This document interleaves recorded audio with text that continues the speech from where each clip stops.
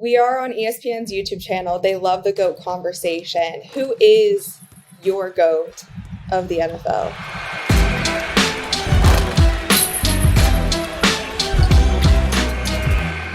What's up, you guys? I'm Rachel DeMita, and welcome to the Courtside Club. Today, I'm joined by former NFL lineman, Super Bowl champ, Walter Payton Man of the Year award winner, and the newest contributor to Amazon's Thursday Night Football, Andrew Whitworth. Welcome to the Courtside Club.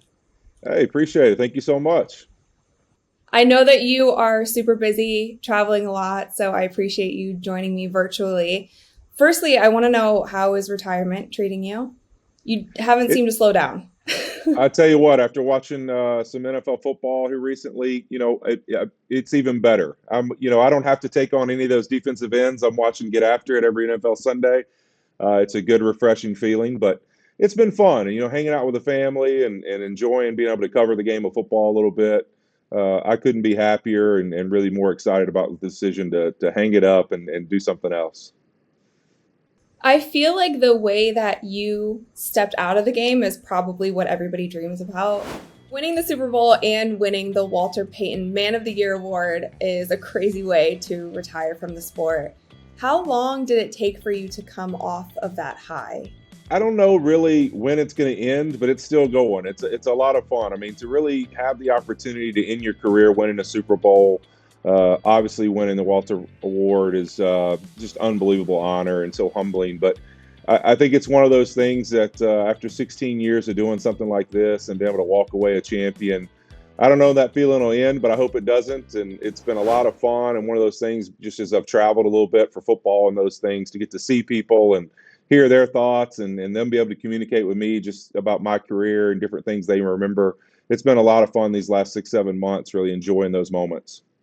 Has there been anything that stood out with you? Any fan that came up to you and said something that really hit home?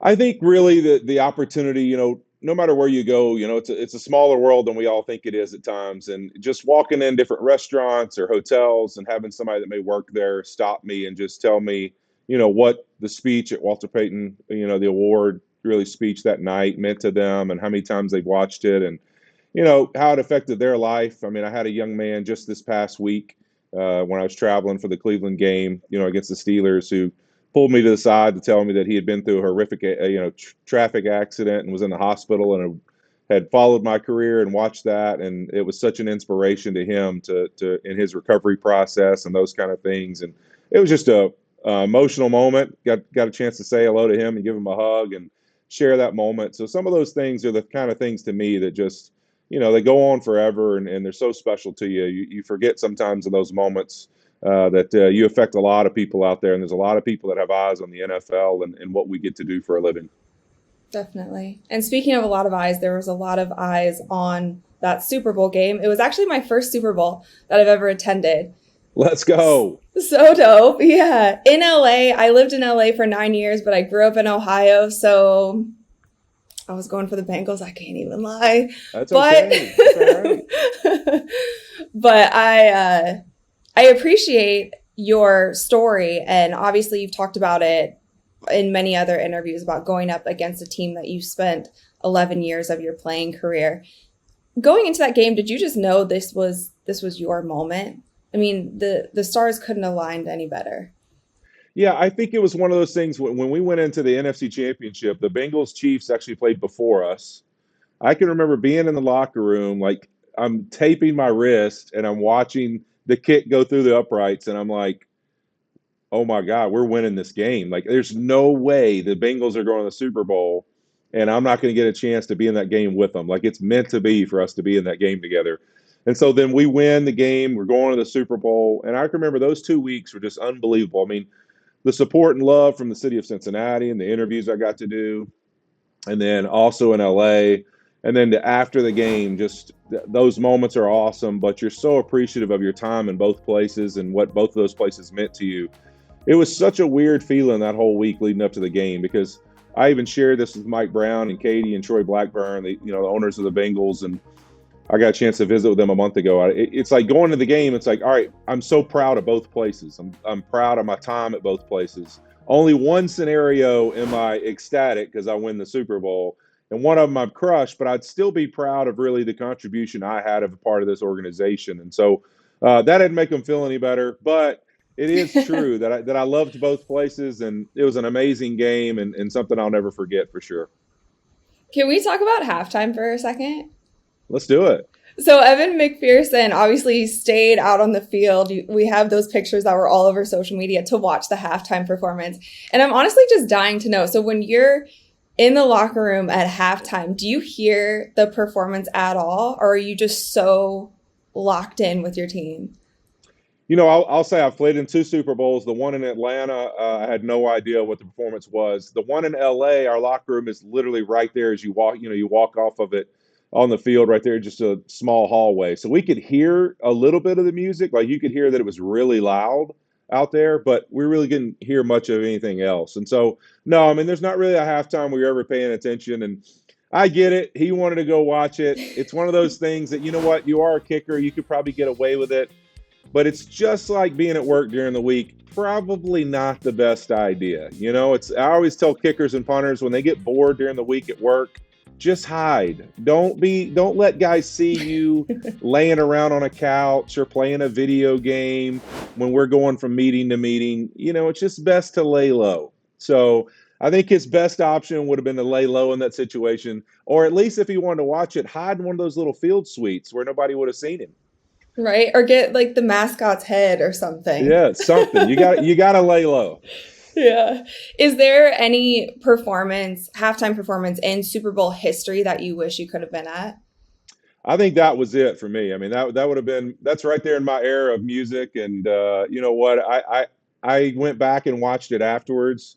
That was a lot of fun to watch. That was really cool. I mean, I thought that was one of the coolest halftimes that I can remember for quite some time as far as music I would have wanted to watch and people that I grew up listening to.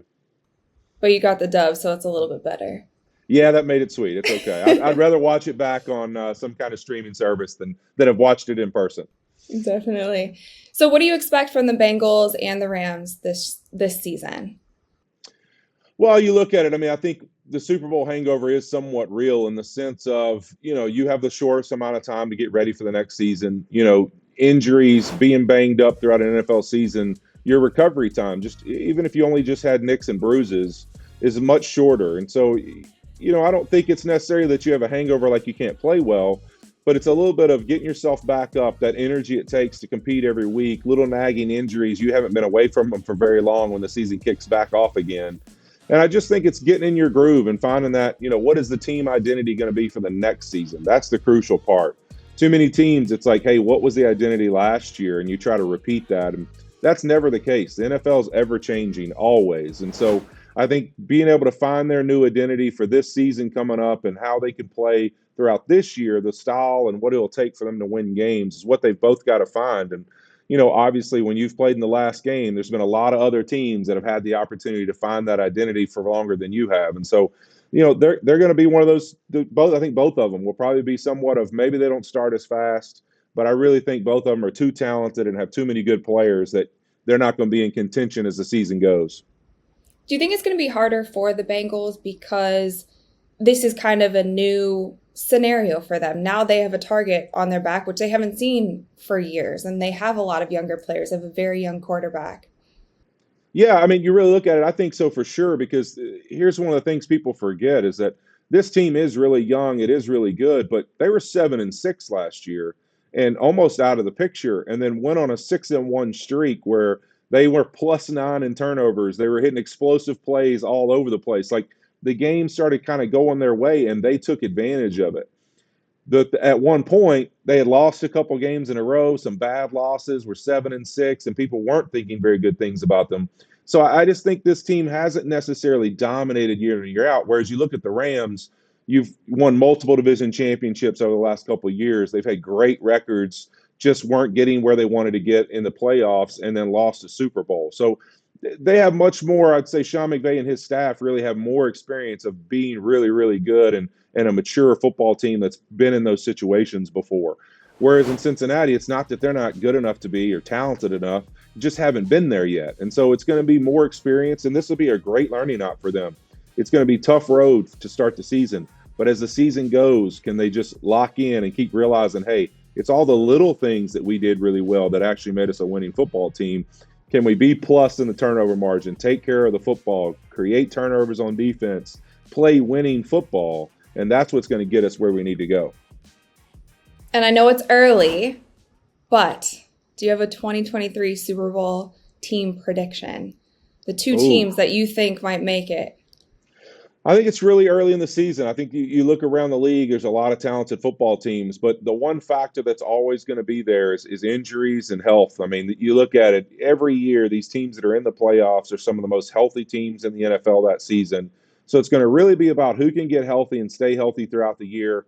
I still like the opportunity for it to be possibly either the Rams or the Eagles to come from the NFC. I think the Eagles, I liked them before the season started. They just have a really talented roster, and they got something that, no different than what you've seen with Lamar Jackson, Josh Allen, other teams where if the quarterback can move, throw, and we have a running game built in, Patrick Mahomes, another great example. Just it's tough on defenses in this day and age because it's hard to play all this one-on-one coverage and take care of the quarterback. So, I think the Eagles have a really good shot. They have a great defense as well. And I think the Rams are going to get better and better as the year goes. They're only going to get healthier, and they're going to have a shot because they'll go for it and they'll add somebody at some point that we aren't thinking about. But, I also think in the AFC, it's going to be tough sledding. I mean, you talk about some really good football teams. I still think the Bills are probably my favorite. You've seen what the Dolphins have done, but I think the Bills, at the end of the day, I just have a feeling Josh Allen's going to be that guy who's going to find a way to get his team in that championship. There's a lot of excitement around that team, too. I feel like carrying over from playoffs last year into this season, even me obviously being on social media as much as I am, like, wow, this team is really building that fan base. And there's a lot rallying behind them. It's cool. Yeah, they have a great energy, and they got a great football team. And you really look at it, they did some things they needed to do. Offensively, they've always been electrifying, but they've added some defensive pieces that is really going to help them, and Von Miller especially. I just think they're a team, when you really look at it, you got a guy like Von who's won it before. They were almost in that moment last year. Something about that veteran leadership and been there before attitude is going to matter later in this season when it really comes down to the games that are important. And I just have a feeling they'll find a way. We talk about loyalty a lot more in sports now, in the NBA and also in the NFL, where I feel like both of these leagues, the players are starting to get more control. And obviously, you had experience with that. You played on only two teams in your entire NFL career, 16 years, which is incredible. But how do you feel about these players being able to take control more so over their destiny than maybe they were before? I think it's fantastic. I mean, I really, to me, it's about the maturity of the athlete. And so I think when I got in the league, to look at really where we were as athletes and where we are today, it's unbelievable to see. I think sometimes it maybe it's not what people were used to, and it's not the norm that they want, where players seem controlled and they seem like they kind of can, have control over where they're able to go and make them stay certain places. But I think it's great because it's really showing guys have an opportunity to be exactly who they are, be themselves, take control of their own lives and say, if this is something I want to do and the player I want to be, this is what's best for me and my family.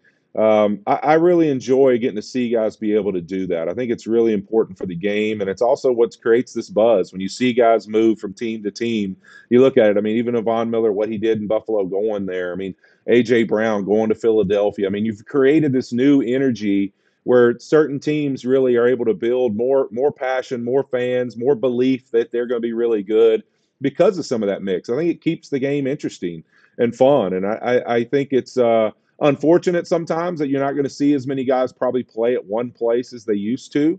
But I also think it's great for the game to continue to see the growth of it through players being able to move and creating new buzz and more, parity throughout the league where there's a lot of teams every year that could be competitive if they make the right offseason moves. Do you feel like on the flip side of that, maybe it hurts the cities in a way or the fan bases who, have a guy there who's only there for a couple years and then he's switching around and then you feel like you've grown to root for this player. Now he's on another team, or now your team goes from being really good to not being very good the next year. We see it so much in the NBA. I feel like even more than the NFL. But do you feel like the landscape of sports is going to change? Because that's kind of what I'm seeing. Yeah, I think you're definitely going to see that. I think every sport's a little different. I mean, obviously in the NBA, you have a little more of the, it really matters. You get three guys that are really good on one team. It can dictate the entire sport that season. It really can.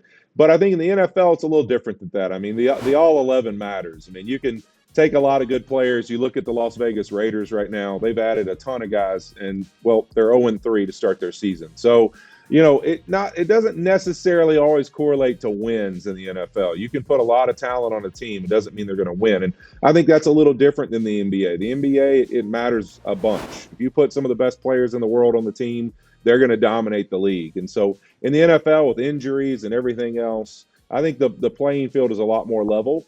I think it's unfortunate for fans and cities that, sometimes you will lose a player, but I think that's why there's always got to be mechanisms to possibly keep a guy here or there. And I think eventually, with you franchise tags, obviously you still have that opportunity right now, but I think there'll be more mechanisms as we move on in the future to probably keep guys there. But also the reason that happens is that we've got a mechanism where it doesn't financially reward them to stay.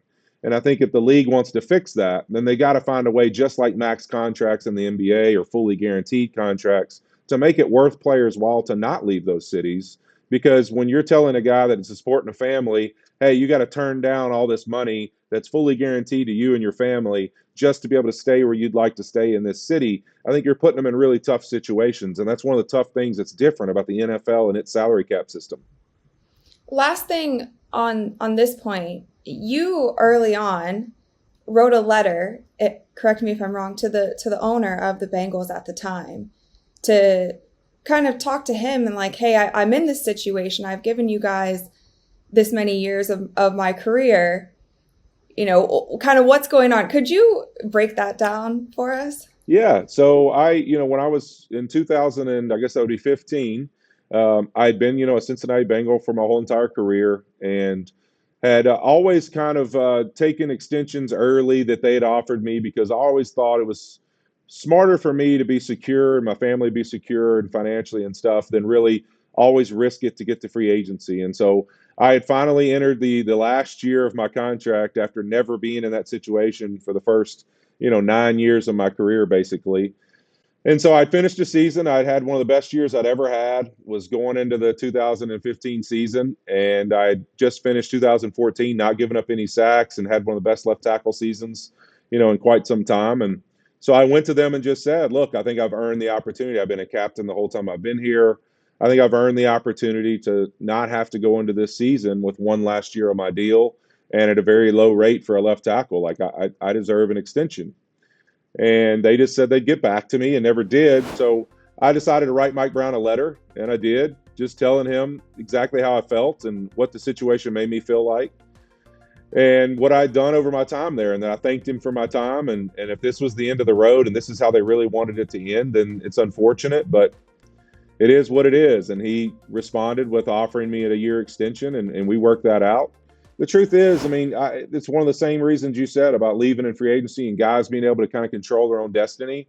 Being able to have tough conversations and say, hey, look, this is how I feel. This is how you guys are making me feel. Is this really what you're looking for? And being able to have what I call adult conversations with ownership and realize that you as a player have value and you mean something to the league. You mean something to your team, much less your family and everyone else that loves and cares about you. So have confidence to go in there and be proud of yourself and have conversations that dictate your future. Love that. I want to get more into your life after football, but first I'd like to take a halftime break if you're down. All right, let's do it. You grew up in Louisiana, played at LSU, obviously spent 11 years in Cincinnati, and then finished up your career in LA, and I believe that you're still spending a lot of time there now. So I have a list of categories for you, but you're only allowed to choose 3 answers. It's either Louisiana or Cincinnati or LA. All right. So you got to tell me which is the best. I got to tell you which is the best? Which is the best? Man. I have a list of categories. The sun I'm in. is blinding me right now as well. But we'll get past that. Okay. Best food. Oh, that's Louisiana. Louisiana. What You don't even have to list them. That's not close. What is your favorite food in Louisiana? Well, I think it's just a mixture of everything. I mean, you got a little bit of blend of everybody in Louisiana, but obviously Cajun food, what I grew up eating, anything with some good spices and stuff is my jam. So if we're talking about some sauteed shrimp with a little Cajun spices, or, red beans and rice, etouffees, gumbos, all the good stuff. I had king cake for the first time ever last year. Ooh, It was pretty good. Yes, king cake's really good. Okay, best weather. Oh, that's LA. No seasons for you? You didn't like Cincinnati? It's a little different in a downtown. If I was maybe in the mountains, I'd appreciate some seasons, but in Cincinnati, no. That going gray for about 5 months is miserable. I spent the first 17 years of my life in Ohio and then got out of there, so I get it. Yeah. The best nightlife. Oh, man. I'm going to go LA on that one, too, obviously. I think, Los Angeles has been known for nightlife for quite some time, so I'm not even going to mess with that one. Best fan base.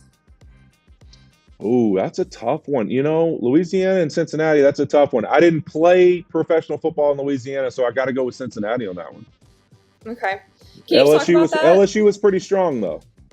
LSU is strong. Can you talk about that in Ohio a little bit? Because obviously I'm a bit biased, but I do know that Ohio sports fans go really hard for our sports teams. They do. And, I always said this, even in years in 08 and 07 when we weren't as good, we would have packed houses and it'd be slammed at our football games. I was always impressed, really how much the fan base believes and love their team. And, obviously it's not the biggest city of all the NFL teams, but the passion and energy they brought when we were good from 11 to 15, 2011, 2015, we were going to the playoffs. Some of those home games we got to have, I can remember playing Denver and Peyton Manning here, one year, and just the crowd we had for Monday Night Football was just out of this world. I mean, it was an unbelievable experience. And I always thought that Cincinnati brought it. When it came to a fan base and there was a home game, it was unbelievable. Best coaching staff. Oh, man. I'll definitely go LA on that one. I mean, Sean McVay has proven that he's probably going to be one of the better coaches that's coached in his era. That's for sure. Best team chemistry. Oh, man. I think if I had to go team, because to me it's the entire building, LA wins that one as well. I thought what we had there was really special from a culture standpoint. I mean, you look at some of the personalities and people that we had during our 5 years there, to always be on the same page and have as much success as we've had. I don't think it was just within the locker room. I mean, I think anywhere in that building, the support staff, training staff, you name it, from the coaching staff and all, it was a really special bond. I mean, truly one of those situations where you're close friends with your head trainer and your head coach and other coaches on the staff and people in the building. I mean, it's one of those things. We were truly a family there, and it was one of the rarest experiences I've had in sports for sure. Love that. And last but not least, best place to retire from. Oh, man. You know what? I loved Cincinnati. I love Louisiana, but LA is the winner in there too. I know I'm biased to LA right now, but I'm a golfer. I want to play golf every day, and in LA you can do that. So the weather is perfect, and the golf courses are beautiful, and it's the easiest way for me to have a good time. I can play golf, go to the beach, go for a good hike. That's right up my alley. Football season is here, and nothing beats seeing your favorite team live. Not only does Vivid Seats have great NFL ticket prices, they're also the official ticketing partner of ESPN. And with Vivid Seats rewards, when you buy 10 tickets, you get the 11th free. Download the app or visit vividseats.com today. Vivid Seats. Life happens live. Receive a reward credit equal to the average price of the 10 tickets purchased, excluding taxes, fees, and processing costs. See vividseats.com/rewards for terms and conditions.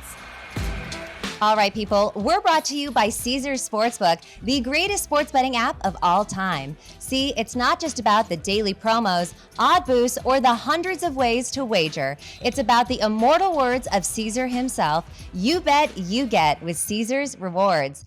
Every bet you place on the app, no matter the outcome, earns towards exclusive perks at Caesars Rewards destinations everywhere: hotel stays, concert tickets, bonuses, and more. Download the Caesars Sportsbook app, become a Caesars Rewards member today, and get more with every wager. Must be 21 or older to gamble. Gambling problem? Call or text 1-800-522-4700.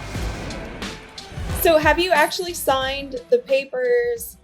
You are officially retired. Have you done all that yet? In the last interview I saw, you weren't there yet.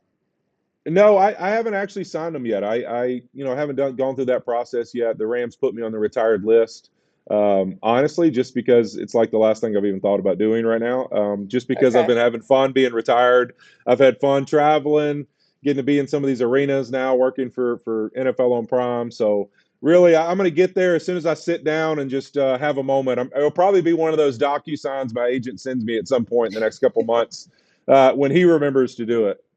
So you're not saying that you haven't because there's a sliver in the door that's still open? No, I really honestly just hadn't even thought about it. It's the last thing if I'm not playing football, that's all I really care about. I'm not a big paperwork guy. I probably need to be a better paperwork guy. But at some point, somebody will remind me to sign those papers and we'll do it. I mean, I just had to ask. We've seen a lot of guys go in and out of retirement. Tom Brady actually being one of them. How did you feel about that, him retiring for the short period that he did? I don't know. It's one of those things. It's easy to say it in hindsight, but there was something weird about how he kind of said he was done that, I don't know, it didn't add up to me. So it didn't really shock me when he came back. I do appreciate him allowing me to have, the NFC Championship and the Super Bowl, but basically about a 2-week period where I got to be the oldest guy in the NFL playing. So I thought, maybe that was I actually joked with him afterwards that that's the only reason he did it, is to let me have my moment.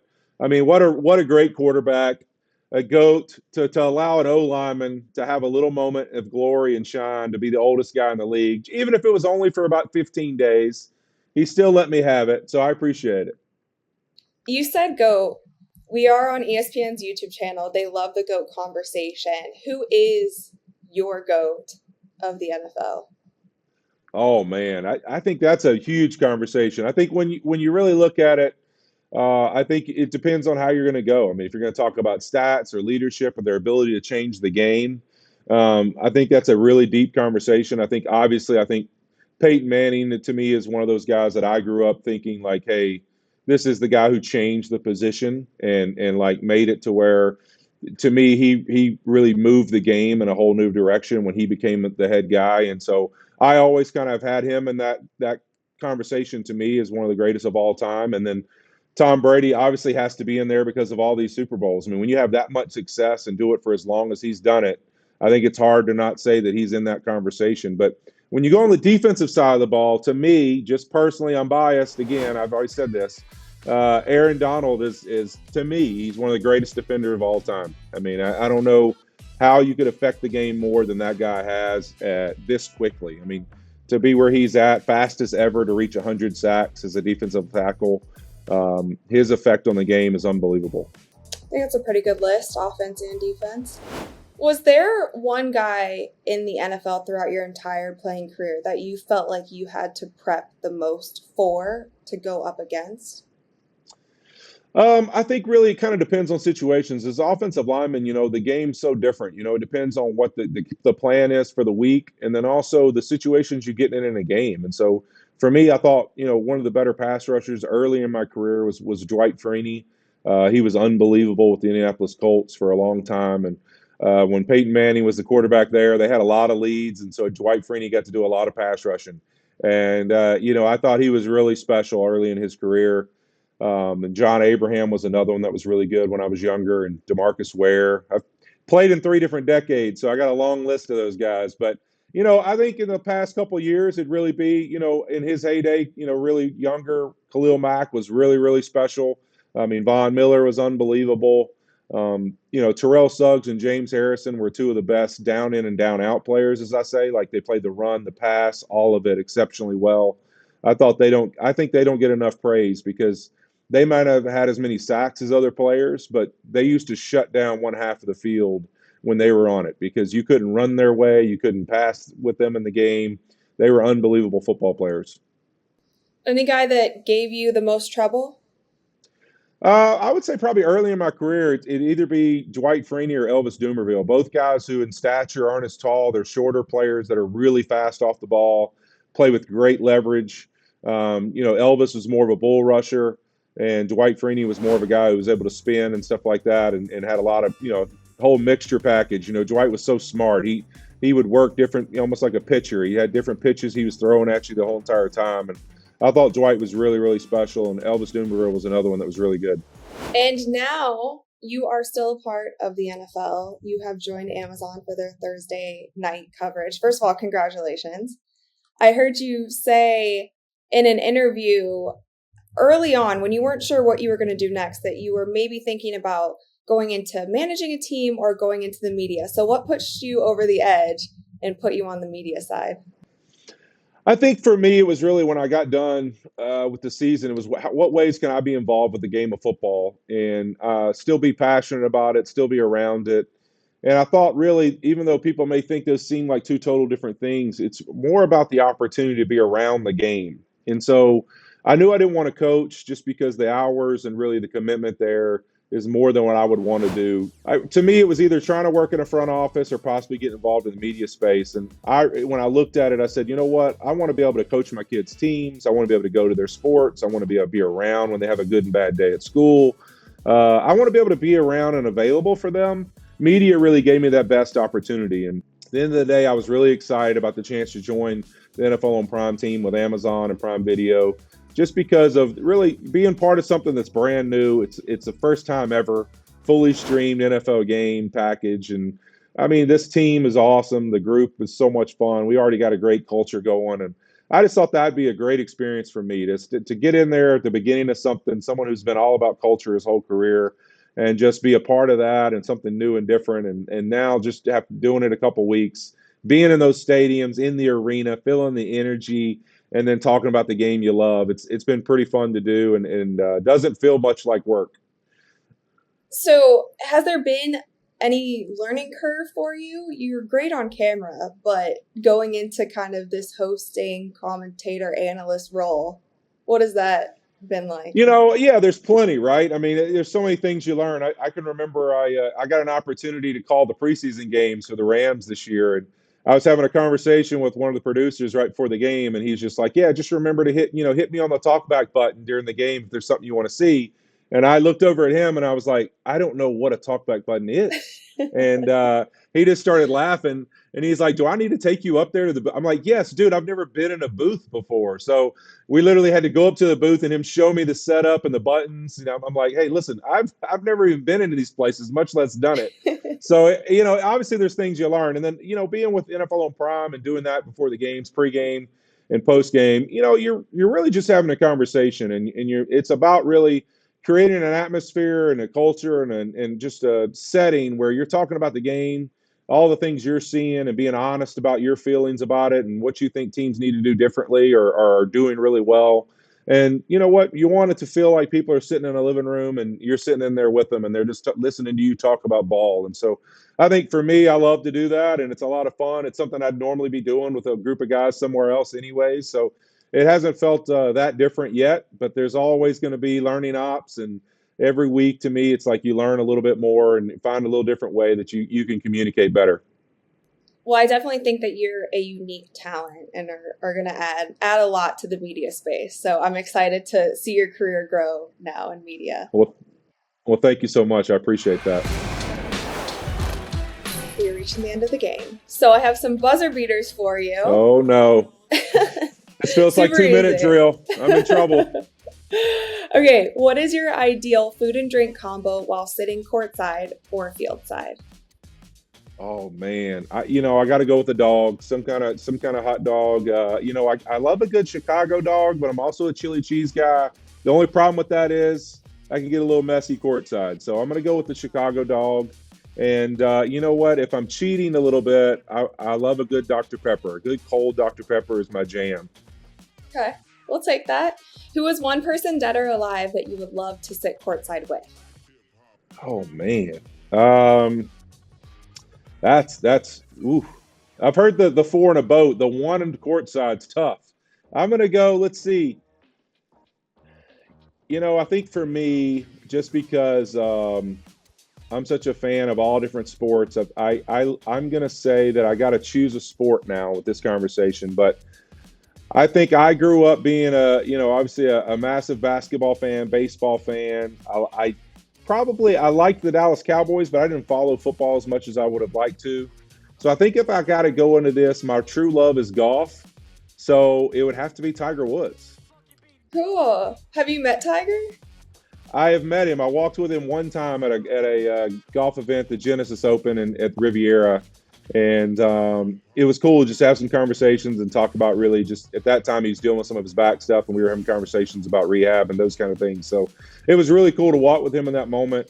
But yeah, he's just somebody to me who completely changed an entire sport. And I think it'd be so cool to just hear some of the stories about, his career and really those moments leading up to it. Obviously everybody knows about now and the success, but just some of those moments leading up to it, I'd love to hear the stories. Definitely a GOAT. And lastly, what is one event in history that you would have loved to have been courtside for? Oh, it man. could be a sporting event or it could be something else. Okay. I'm going to stick to sports just because, that's kind of my topic right now. So I'm going to go. Fun fact, actually, I was actually at the game when Nolan Ryan and Robin Ventura got in a fight. When Robin Ventura, charged the mound and Nolan Ryan put him in the headlock. I was actually at that game. Okay, so that was actually a fun one to actually be courtside for. Yeah. I would say I would love to have been courtside for probably, I want to say some of the best. Like to me, basketball to me is that's the sport to me. Courtside is like the most insane experience. To me, that's my favorite. So I would definitely go basketball, and I would say probably one of Jordan's finals, series games. I mean, probably either the Jazz one where he makes a shot at the end. Yeah, or maybe early in his career, like playing against Magic, something like that. Like I feel like one of those would have been probably my favorite. That would have been insane to get a chance to sit courtside at some of those games just throughout Jordan's career and some of the legends that he played against during that time. I just feel like, I don't know, for whatever reason, that era of basketball just has an aura about it that's different. Definitely. Well, Andrew, thank you so much for coming on the Courtside Club. Before I let you go, predictions for Thursday night's game. You will be there. Bengals, Dolphins. Oh, man, it's going to be a great game. I think right now Cincinnati finally found some footing this past week against the Jets. They look like they finally, trying to figure out what they need to do to be successful. They played some great defense. I just think the way the Dolphins are rolling right now, though, they're going to be a tough team to beat. It's a short week. We'll have to see how the injury stuff comes out the next couple of days. See if Tua's good now again, after, getting a concerning head injury there during the game. But I think if Tua's healthy, the Dolphins are a tough team for them to beat. It's tough for me right now for the Bengals to be where they're at, trying to find their footing, and then taking on a team who's red hot. But you could also argue that maybe that Bills game was a big emotional game. And if there's ever a time, Cincinnati's got a chance. But I'm going to go with the Bengals just because I'm a homer and I'm going to go with my team. But I think it's going to be tough sledding. They're going to have to play a great game. And that Dolphins team is going to be a team that I think is going to have an opportunity to be playing that AFC Championship and have a chance for a Super Bowl. Andrew, thank you so much for coming on the Courtside Club. We will definitely be tuning in for the Thursday night games on Amazon Prime. Yeah, thank you so much. I appreciate the time.